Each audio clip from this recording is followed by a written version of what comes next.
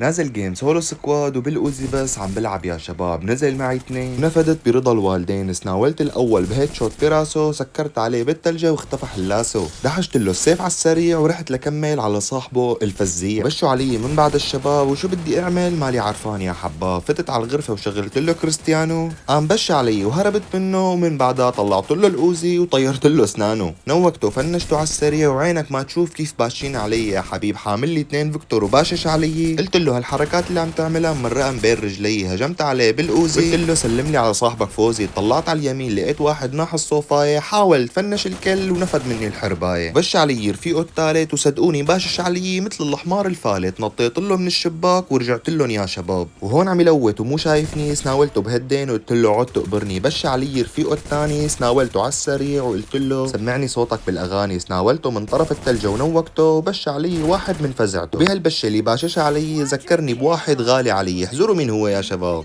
ايوه صاحب الفزيع اللي الله لا يحرمنا من هيك فزعه. على السريع طلعت له الاوزي ومرته صارت تولول وتقول وين جوزي. نوقته على السريع ورحت لكمل على باقي السكاويد. وانا عم طلع من الشباك لقيت واحد حباب كان عم يتلصص على بنت الجيران. طلعت له الشotgun على السريع وطيرت له راسه تطير. قام رجع نزل عندي الحباب. سناولته بوحده نقار وقلت له كل مين بيفكر يقتله شامي ويرجع لعنده صدقوني بيكون حمار. وهيك نظفت كلوك تاور كامله. ولهون بنكون وصلنا لنهايه المقطع. لا تقصروا معي باللايك والفولو وبشوفكم الفيديو جديد. سلام.